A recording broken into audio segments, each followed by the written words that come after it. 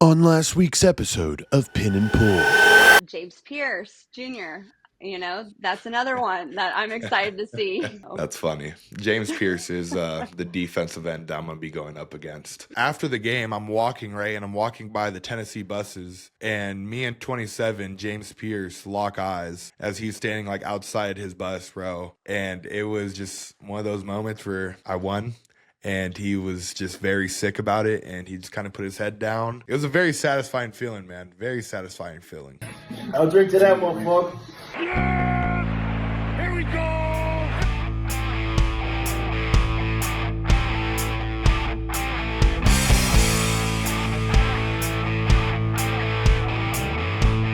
What is up, people? Welcome back to the Pin and Pull podcast. It's a big week. It's a big week because it's a bye week. Junior, how you doing, dude? Woo, pig, man. What a freaking week it was for the Hogs. What a week it was for the Carmonas. And just being able to have all my friends over. It was one of those weeks where I'll never forget for the rest of my life, dude. It was incredible. Now we're in a bye week. So it gets only better from here. Yeah. I mean, the bye week is filled with recovery, relaxation. I'm sure a little bit of fishing, maybe. I don't know. Are you planning on fishing? We'll probably throw in some fishing, man. Something to get my mind off of football and just kind of keep me in this Zen mode that I'm in right now. Ooh, Zen mode. I know one place to go if you want to get Zen. My man, Dr. Anthony. Dr. Anthony, Buena Vida Chiropractic. This past weekend took care of me, Mom, Cameron. Dad didn't get anything done, unfortunately. Very unfortunate, dude. He needs it. He's so freaking stiff. This is how he was sleeping in the car. I'm no exaggeration. It's very old man-esque of him. His poor neck. I was like, do you need a neck pillow? But his neck is permanently like that. It's just if he doesn't start utilizing the resource of Dr. Anthony's chiropractic clinic, he's just going to start getting shorter and shorter and shorter. And before you know it, where's Dad? We don't know. We don't know. But anyways, he did take care of us, dude. It was relaxing. I know you'll be there. The reason why we're talking about him is because I just wanted to really highlight the fact that it's a unique spot. Dr. Anthony set up an amazing massage for me, and he finally cracked my neck. What the fuck? Wow. That's it. As you've seen all the videos here, it was an amazing time, Junior. Even mom got her back cracked. I know. Don't you feel nimble now? Like it's game changer. It's a game changer. I'm gonna be honest. I was myself preparing for Tennessee because I know that at home I'm gonna be jumping around. I'm gonna be rowdy. I got to a level of football crazy because your friends were there. And because Dr. Anthony got your boy right. I was bro, all night I was here with it. I was the student section in the parent section. So we're going to cover everything from the game. I just wanted to make sure we shout out Dr. Anthony because he's hilarious. And your jersey is going to be up in his office here soon. That's going to be sick. That's such a funny little template that he has for you. Right, dude. I walked in one day and it was just right there, and I was like, all right, we'll make it happen. We're going to make it happen. I love that. Anyways, we're going to now curtail to Junior. You had your friends over. We've talked about them a couple of times here. Yeah.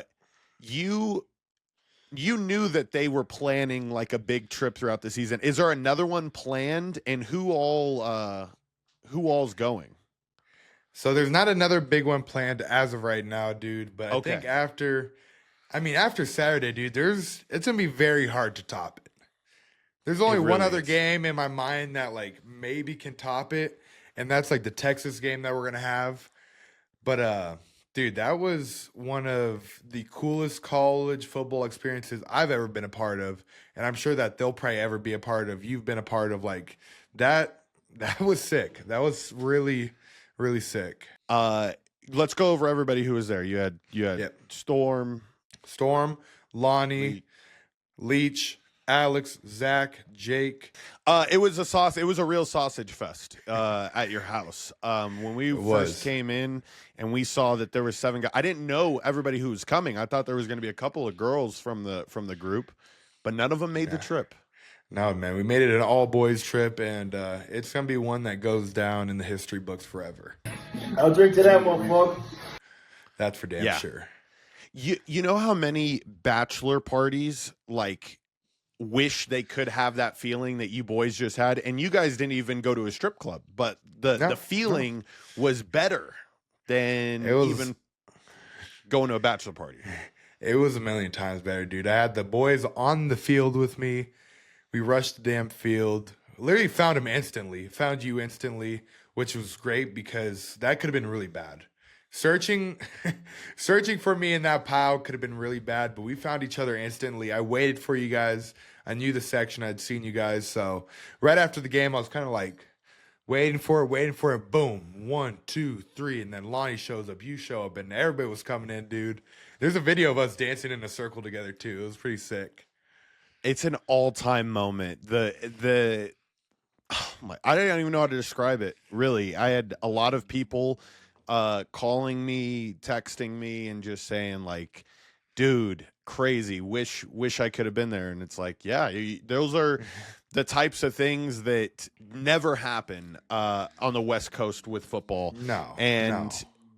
It just felt so alive and electric. And I think the only way to properly do this justice, Junior, is to like really go back to the hog walk. And and at that moment, I'm standing there with everybody in the family. We all are in front of Tusk 6. I didn't know which Tusk we were on.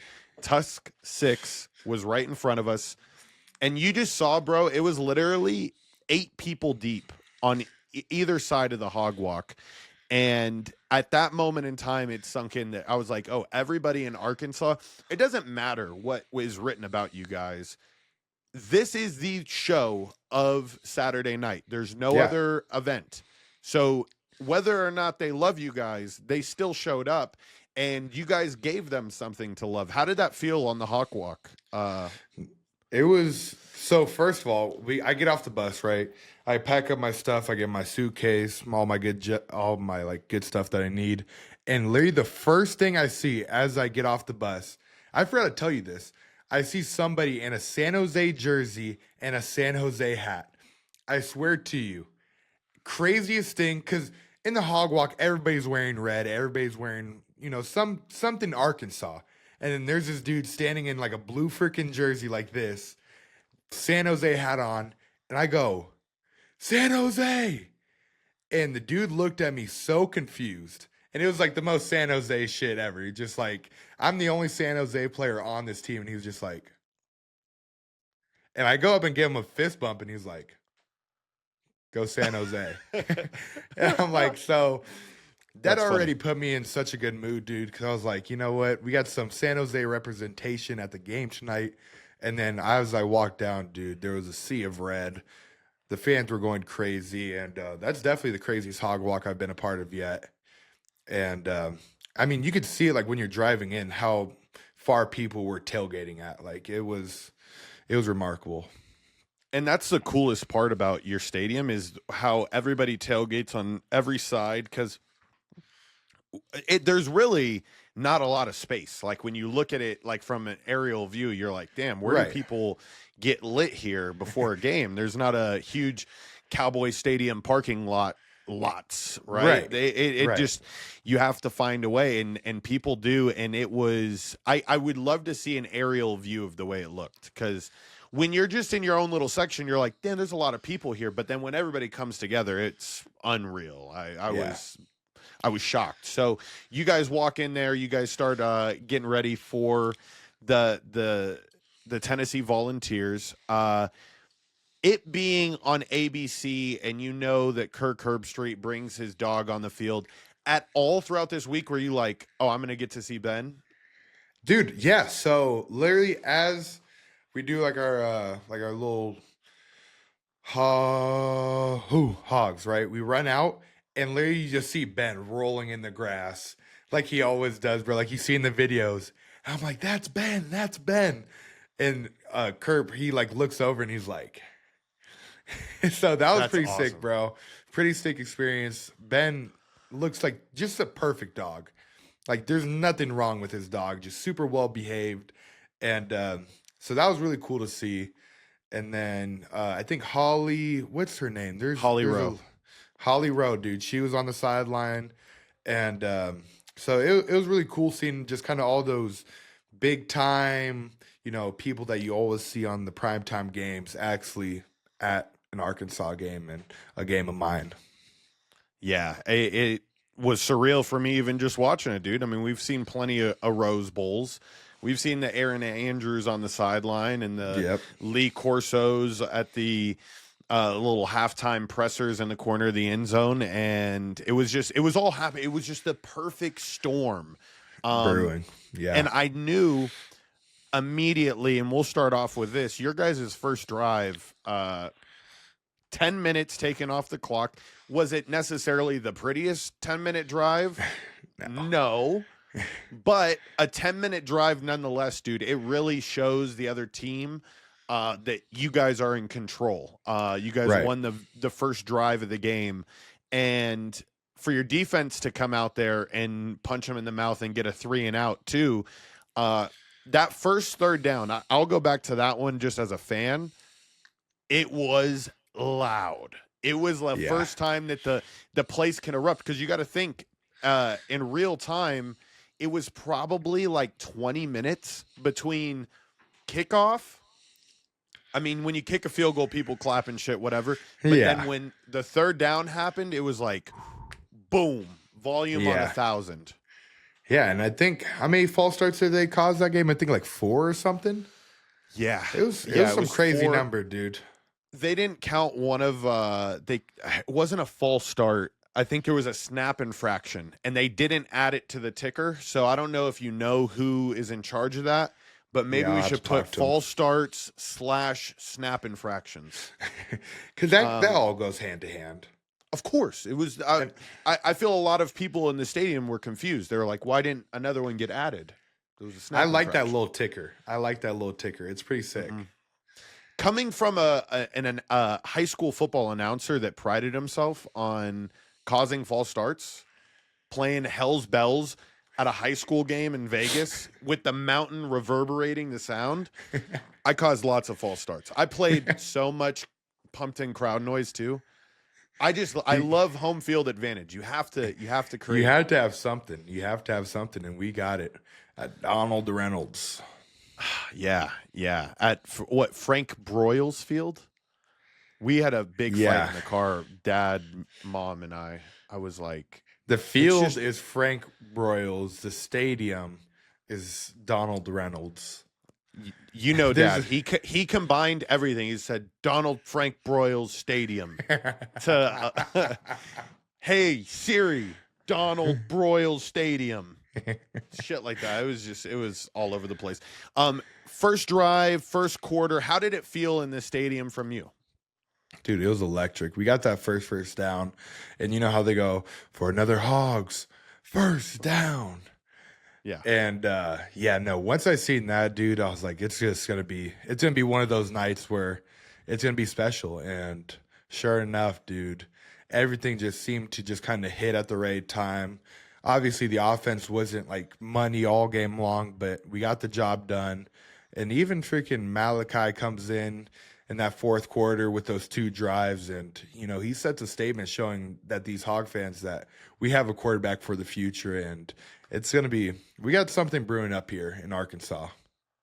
Yeah. I guess let's just jump straight to the Malachi situation. Like Talon gets injured on what was one of his best throws of the season. I mean, yeah, dude, he was dropping balls. Oh my God.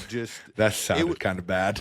That was bad. You'll never be able to live that one down. My God. He was putting it in the bread basket. He was. He was putting it in dropping bombs. There's only Armstrong could catch those passes. Only and it was the difference. It was like he threw the ball to Broden breaking a cover 2 on a rope. Yeah. Which, when you watch it from the sky cam, I don't know how quarterbacks ever throw that pass. That's scary.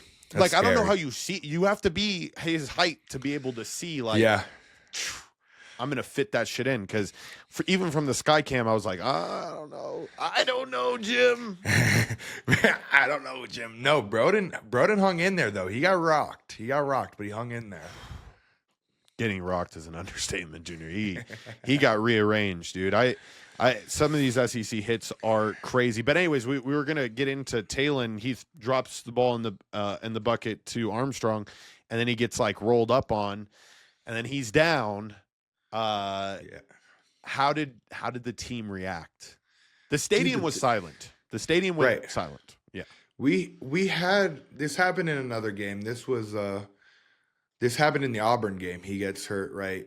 And Malachi comes in, and Malachi has extreme confidence. For a freshman or for a redshirt freshman, man, this guy comes in and he has this swag to him that's like, it's unmatched. And he comes in, and I don't think anybody really took like a beat where they're like, dude, this is bad. Like, it feels like it was seamless. And he comes into that huddle and he's like, let's get this shit, boys. Let's get this shit. And that just kind of builds that confidence in the unit. And we went out there. The first drive didn't go our way. We hoed them as an offensive line. We didn't really give them much time. We kind of gave them a little bit hard reads. They were open, but we had to flush them out a few times. And then that second drive, he reads the screen beautifully, hits Satania. And I think from there, bro, that's when we're like, all right, this is going to happen. And then I think a few plays later, Braylon Russell gets the rock, takes it 20 yards. And after we got in field goal range, bro, you could just feel the energy in the arena. Oh, like, this is happening. This is happening. I know that it was just reverberating. You could see Malachi went crazy. He almost celebrated like the game didn't have like 2 minutes left. Bro, right, no, he did. He was jumping up. He was flexing. I was like, Malachi, I get it. Trust me, I get it. But we 100%. Gotta I think back a little bit. In retrospect, he's gonna look back on it and be like, all right, in the future, let's pump the brakes a little bit. You had to think this is like almost like something that would happen in 2K. Like, the starting quarterback goes down and the freaking backup quarterback has to come in. Prime time game, lights on, 2-minute drive. What are you gonna do? And man, he executed, and then he got that touchdown at the end. Extremely happy for that guy. Yeah, he got the touchdown at the end. He was running like a kid that just stole some candy, dude. Like, there was nobody stopping him from getting in the end zone. He was oh my gosh, it was sick. But before that play, because I do want to know what the mindset was it spoke about in the timeout that they called before? They're gonna try to let you score. Get the hell out of here, dude. If we were gonna get the goal was we're gonna get in the end zone. And I mean, we had already gotten stopped in the red zone like 3 times that night. We were like, fuck this. We are going to score. We're going to get the points where we could take them. And we're going to put the pressure onto the freshmen. And so, no, it was not talked about. We were going to score at all cost. Okay. And I 100% with the way that the game played out. I mean, in the first half, you guys were 1 for 4 in the red zone department. So, like, I get it. I 100% get it. But as a football head that I am, I knew when Heupel called that timeout, I was like, bro, they're going to let him score. I think it was the 2-minute warning. So I don't even think it was the No, did they call? I'm trying to think. They had 2 timeouts left. I think they had burnt a timeout in the third quarter for something. I can't remember necessarily. Regardless of what it was, there was a stopping point, and I mean, obviously that was Tennessee's game plan. Heupel came out after in the press conference and said that it was. But you had said that the momentum shift was too big at that point, or I've heard people say, like, there was no, even if you let them score there, the crowd's too crazy. I think maybe at home, maybe if they're at Tennessee, they let us score. The crowd would get back into it if their offense goes out there and does something, right? But at that point, dude, the crowd was so into it. It was so loud. And I mean, you could say what you want to say, but I think the crowd affected Nico's last decision. He's looking down the field, moment too big. I'm just going to run out of bounds. No time left on the clock. So I think the crowd had a massive impact on the game. And if it wasn't for them, I don't know if we are in that situation to storm the field. I agree with you. I was a part of it. I definitely agree that the boys and the girls in attendance were screaming louder than any fan has ever screamed at a game. I honestly, before this, and I didn't check because I was like, it would already made news. I was like, did it get loud enough to cause a little quake on the hill? Did it? And if a quake was caused on the hill, that's a dangerous place to have a quake. That is. Actually the most dangerous place to have a quake. I hope so, man. That place was rocking, dude. That place was rocking. So, okay, let's just recap this. You guys are on the sideline, meaning the offensive line and everybody. You're over. You know that you're probably not going to get back. There was no chance that you guys were going to get back on the field. It was over. It was over. Just walk me through those final 15 seconds. Yeah, dude. So I'm going to rewind it back to like 30 seconds, right? So no, not even the big play. So I was right after the big play. But we're like standing there. It's like a little bit nervous, dude. And one of my good friends, I'm doing a project with him in one of my classes. His name's Will, and he's visually impaired. And he comes up to me and he puts his arm around me and he's like, Fernando, we're about to do this. We're about to freaking win the game.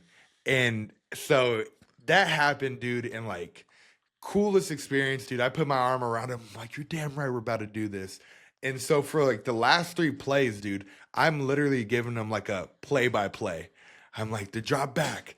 And like he's pretty in touch with like the game. Like he I don't know how he does it, but like he's really in touch with the game and like the time clock. And he's like, there's probably about like 26 seconds. I'm like, no, there's like 22 right now. I'm like 21. And then I was with him the whole time, dude. And it was a really cool experience, really good guy. And, I got to share that moment with him. And, that's something I'll never forget. And I have to just ask this, amazing moment, but how is he operating on the sideline? It's knowing that there's about to be 60,000 people that are running onto the field, being visually impaired. I would be kind of scared, right? Like, did he have somebody nearby that was? He had somebody nearby, but I think there's also like, he can't really see I think he could it's like blurry. You know what I'm saying? Yeah. I don't really know how it works. Yeah, he can sense it. Yeah, he's not fully. Very few people are fully blind. He's just things are blurry. And so, but that's terrifying. It's terrifying. And he's on the sideline all game, so he's like on high alert at all times. But he was ready for it, and he kind of knew that people were going to storm the field, and he was ready to take it on. And he had a great time, and I'm really happy for him because he's been cheering on the Hogs for quite some time now, and he's been around the team for a while. So for us to get that win, and he's a part of us, it was really special to all of us. God, we love to hear stories like that. That is a ESPN. If you don't pick up that story, what the heck? What are you doing? That's awesome. That's awesome. Yeah. And now we got to do like a little deep dive on Will. Like, you could send me so you said he's been a part of the team for a while. Like, so he does. Yeah, he does these kind of like speeches. I think he's talked to the team already before. He's talked to other college football teams. He loves just to be kind of speak in front of people, kind of be a motivational speaker, kind of explain what happened to him and just kind of how his love of football has gotten him to this point. And, he kind of spreads his story, and it's a very powerful story. I've kind of listened to it a little bit. And so he's been around the team. He comes out to a practice every week. He's out there, and he's always dabbing up the guys as they pass by. And so, it's a really special moment for all of us. That's sick, man. Yeah. So Will, is with you in those final moments. That's when everybody in the friend group, me have stormed. I've stormed a basketball court before with you. Yep. At UNLV. I think UNLV beat Arizona or something. Arizona. Yep. Arizona was the number 4. They're number 4, shit. I think. No I think way. they're number 4. I think they were too. I was about to say it, but I wasn't like. You didn't I didn't want to sound. I don't want to be like, oh, look at this guy. He's making up stories now. He doesn't even. We could be making all this shit up, but doesn't even know it was her. We were with Jarek too, dude. That was the cool thing at the time. So you two were in middle school. That made me in high school, I believe. Yeah, had to have been. So we knew that we had to be near the field, or else it was going to be a while until we stormed on. And I was person number 25 that was on the field. Cameron was 26. Lonnie was 27. That's what I'm. If we're to go through for the drone shot, yeah. I mean, they got a footage of the drone shot. We could check the tape. We could check the tape. Zoom in to our section. Zoom in a little bit. So this field storming, did you know that it was going to cost the university? At the time, I completely forgot that was a thing. I didn't know that was a thing. I thought it was a fine if you like took down the goalpost and like did all that. But no, I mean, they just don't want people getting knocked out. Yeah. Well, I mean, some people did get whacked, which is, I mean, it happens, bro. And emotions are running high for Tennessee. You got some drunk college kids recording it in their face. Like, I mean, if we were to get the field stormed on us, I might throw an elbow. Respectfully. I mean, maybe get away not, from me. But yeah, no, but it's like, it's almost like in basketball, you know, when you're kind of just trying to create your space. Yeah. You're just throwing some bows. The Malice at the Palace was one of the greatest things to ever happen to fans, for the understanding that if you interfere, these are the greatest athletes on earth right now. All right. Like, you will get hurt.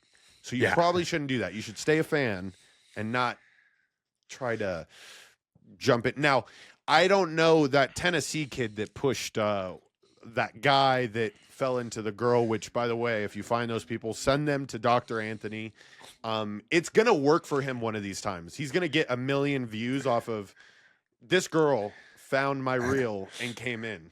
He's a genius marketer, bro. He's really good with it. He's really good with it. I don't know if that kid was like provoking that guy, but that probably. Yeah. So it cost the university $250,000. Now, Junior, the next one will cost $500,000 because it doubles in size. But I think $500,000 is where it's capped. Like, I don't think you guys can get fined $1 million. Yeah. But there's like 3 more games that are going to be pretty big. LSU, if they beat Ole Miss this next week, they're going to be in the top 10. Yep. It warrants it. Texas, obviously, they're number 1 now. They're probably not going to lose the rest of the way. That would warrant it. Should we start a GoFundMe now? Like a City of Arkansas GoFundMe for field storming, just in case? It's breaking just in case. Kind of have it in the piggy bank. That's not a bad idea. It's not a bad idea at all. We might have to. Yeah, I know that there's I don't want to get too much into the financials of Arkansas. But yeah, having a little reserve that the fans create, maybe that would be something good just for the fans. That's something that the fans could buy into. This is a break in case we beat the number 1 team in the nation and we need $500,000. By the way, go fuck yourself, NCAA or whoever it is fining these people. Like, that's horrible. That's horrible. Well, you know where the money goes, right? It goes to Tennessee. Tennessee's punk ass gets the fucking 200. Go ahead. First time Tennessee's been paid in a while for it. So, right. They're usually paying like all the Morehead State to come lose by 80. McNeese State, yeah, I think they had McNeese. Yeah, whatever. Morehead State, you see them every year in the NCAA tournament. And you're like, where the hell is this even at? I still don't even know. Junior, on the field, it didn't look at all like Tennessee was getting chippy or like really the extracurriculars after the play didn't necessarily exist. What was that? Did it seem like they were like ready to play? Dude, I don't know. It really didn't. They kind of seemed complacent. I think they kind of just figured that they have the T on their helmet that they're this big, bad, mighty wolf, and they didn't have that fight, dude. And you'd think like a number 4 team, Heupel's a really good coach over there. You know, it's a program. They got a program built over there, and you'd think, I mean, to be a program, you have to sustain and be consistent. And they just didn't seem hungry, man. And, like even, I talk a little bit during the games. That's kind of how it goes. But even like then, dude, like they weren't really taking the bait. They weren't. You know what I'm saying? Mm-hmm. They just were like, all right, yeah, okay. Did they kick it? Did they kick it up a notch after they were up 14-3? That was the only time in the game where it was like, oh, this seems like where they might start talking. No, I think the moment that they realized it was like holy shit was when the screen happened to Satania. And we had finally gotten that first down with our backup quarterback, and they're like, oh, shit. These guys are about to go down and score. And funny enough, after the game, I'm walking by the Tennessee buses, and me and 27, James Pierce, lock eyes as he's standing like outside his bus, bro. And it was just one of those moments where I won, and he was just very sick about it, and he just kind of put his head down and went about his day, and it was a very satisfying feeling, man. Very satisfying feeling. I'll drink to that, motherfucker. Yeah. That was the second little broing that you did of the night. That's a little bro situation, and then you kissing my head as I was just. By the way, it wasn't that like I was like hugging you. I was so out of breath, I thought I was going to pass out.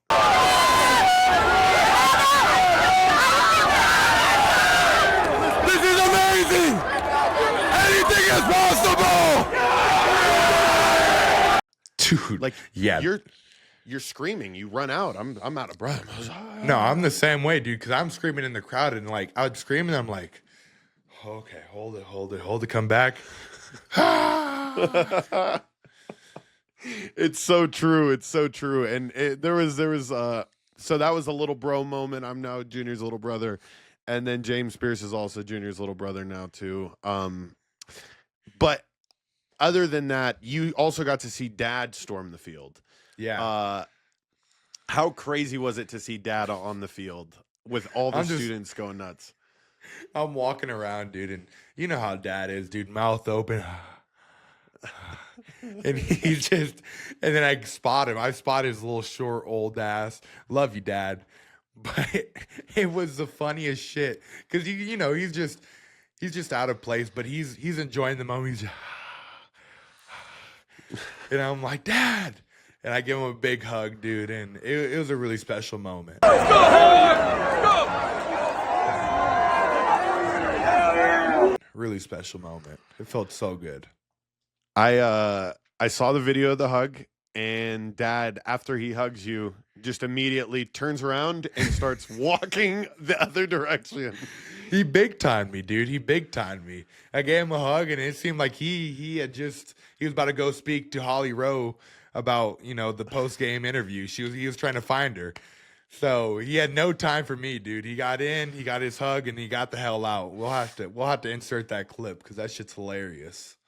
Wow. Yeah. And he was definitely enjoying himself. Here's a photo of him and an Arkansas cheerleader. Yeah. He's just like a tourist out there, dude. He literally looked like a tourist. He had the little fan around his neck. He was just going around taking pictures with people. He was living it up, man. He was living it up.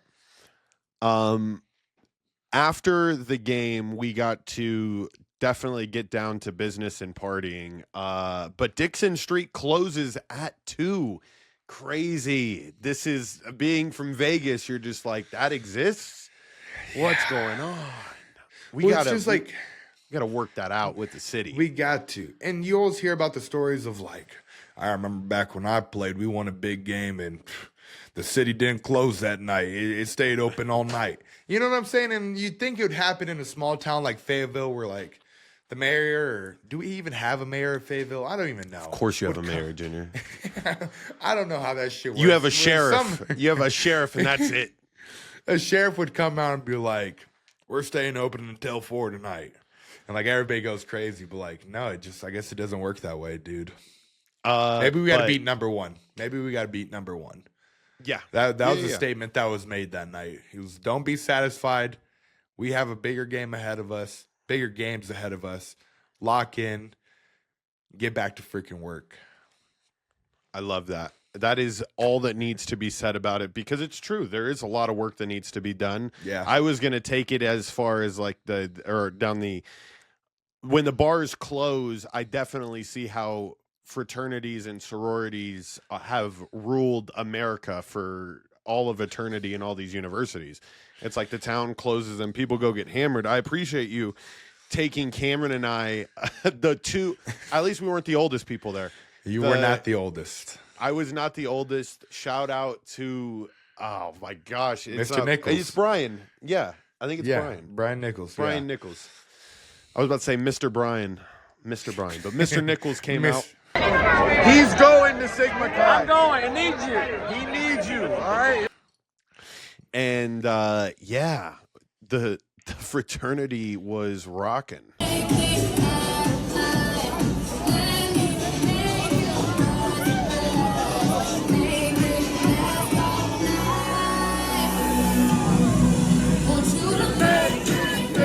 Like I'm the only guy.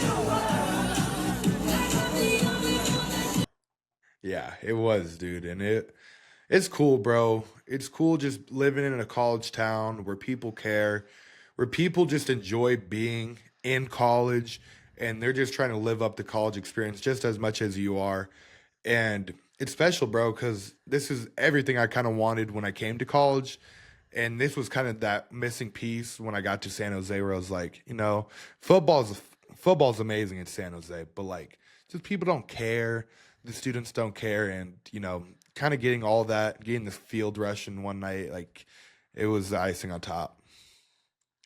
And there's going to be plenty more dope ass moments. Your guys' schedule allots for it. You got to fucking love it. And they're all at home, minus the Missouri game. But I mean, you guys are on a murderer's row, my friend, of being able to take down the top. And I mean, shit, you said anything is possible. You guys run the table. I don't know if Fayetteville hosts a playoff game, but it could be one of the coolest second, third, fifth. I don't know. There's going to be a lot of cool moments this season, but that would be one of them. Yeah, Anything dude, that would be playoffs here in Fayetteville. I mean, I don't know if people are getting the ball snapped. It's going to be so damn loud. I really don't think it's going to happen. No way. Yeah, I don't think so either. Junior, this has been amazing to be able to recap such a fun experience. Is there anything else you want to leave the people with before we go for this week? Yeah, let me give one big shout out to the security guard that was guarding the goalpost. He hooked me up. I went over to the goalpost. He hooked me up with the flag that was actually on top of the goalpost because I had seen it. And I didn't even think those things came off, bro. I thought it just kind of was in the goalpost itself. But sure enough, it has a carabiner, and he took it off for me. And I have a piece of memory, and hopefully one day that thing will be worth something. We wrote the date. We wrote the score. Got my signature on the back. Hopefully we make it big one day. It could go for some money. We'll see. We'll see what happens. If anything, it'll just go in the Arkansas Football Hall of Fame or something, because it was one of the biggest moments, biggest wins in the school's history. So now your name is etched in the history books, my friend. Yeah. All right. Now that we don't have a game this week, We got to definitely give the viewers maybe like a double up episode the following week, or we do something special for the fans. Maybe we take fan questions or something. We get the questions that the people want to know. So all you Razorback fans, you want to ask Junior a question? Write it down in the comments. You want to ask me a question? Write down in the comments, or even go to Twitter. I'll be posting something on it on my Twitter at Carmona. 2A's, JR, and yeah, I like that idea, G. I like that idea a lot. I'll put that on Twitter and see what we get. I've been meaning to do an Ask Me Anything type episode, and then maybe we do it as a live stream. Who knows? Who knows? That's the next step for us. But anyways, people, at Mr. George Carmona is where you can find me and all my projects going on. Junior, you already listed your Twitter, but what's your Instagram? Instagram's the same thing, but instead of 2A's, it's 1A and then 2 R's. I appreciate all the support from the Arkansas fans, man. I've been really feeling the love out in the city or in the town. I just went to go get a freaking sandwich from Jersey Mike's today, and extreme amounts of love, dude, from the town. And so extremely grateful to be here, and I love being a hog. Truly blessed. I love it. People, make sure you follow us on all our socials at Pin and Pull on every social media platform, and subscribe to us on Apple Podcasts and Spotify. Even if you subscribe and you don't listen to podcasts that way, it goes a long way for us to grow those audio numbers. We hit a record amount of viewership last week with 1,000 views. I'm hoping this episode hits that 2,000 view mark. So, till next time. Oh, Peace. Wait. Sorry. Also have to give one more shout out. So 2 shout outs to the kid that came up to me at the end of the game and said it's going to be a great week for the podcast. You're damn right it is. Go fucking Hogs. That's awesome. I'm going to make sure that that's in beforehand. Peace.